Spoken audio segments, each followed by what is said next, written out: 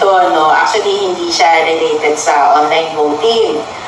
Pinapatanong po kung ano daw po ang masasabi nyo doon sa kumakalat na video ni BBM na parang may sakit, hinihinga, Si Atty. Lambino, pasagutin niyo siya. parang bloated po yung mukha niya. No, ano po masasabi niyo doon sa video na iyon? Nako, alam mo, marami rin nagtatanong sa akin dyan sa mga natatanggap kong mga messages, na yun nga naglabas ang mga video, mga photos magmula nung March 11 pa yun. Nung gabi, nung una siyang mag-appear sa press con doon sa Malacanang, na ibang araw yung itsura niya ngayon.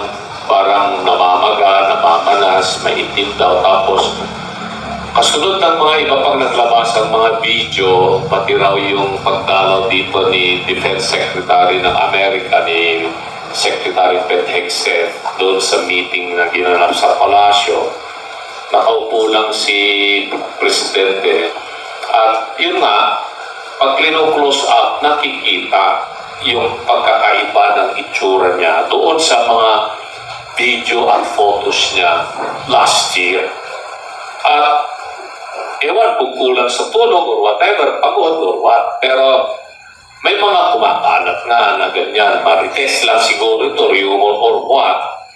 Pero alam po ninyo kasi, yung kalusugan ng presidente is a national interest.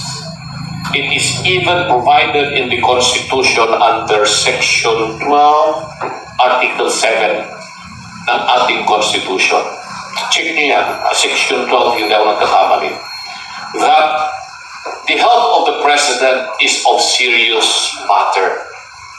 Na the public must be informed if the President is really mentally and physically capable to continue performing his power and duties as President of the Philippines. Constitutional requirement po yan. In fact, nakalagay doon.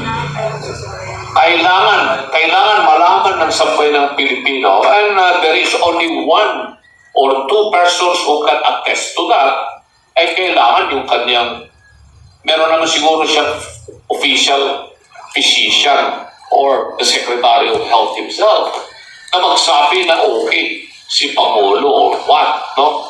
So that mawala itong duda. Kasi kumakalat na yan ngayon na issue na ang laki-laki ng pagkakaiba ng itsura ngayon ni Pangulong BBM sa itsura niya more than a month ago or 2 months ago or last year. Ako rin napansin ko yun. Pati kaming dalawa ni Atty. Jimmy Buntok, medyo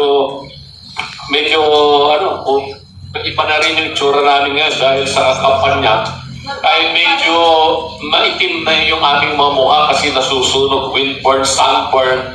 Dahil araw-araw kaming pumalakad, motorcade dito, motorcade doon. So, pero ang pagkakaiba, yung health namin ni Atty. Buntok is not a national interest issue. Nag-iisang tao sa buong Pilipinas na sinasabi na ang kalusugan niya ay isang national interest issue, and it is even so stated in the Constitution. Yan ang gusto nating malaman. Ako rin gusto ko rin malaman na sana yung Pangulo ng Pilipinas, he is in the pink of health. I wish him all the best. Kung tutungan wala siyang karamdaman, walang masamang nangyayari sa kanya, then that will be good for the country because a healthy president will make also for a healthy republic. Yun lang po. Thank you po.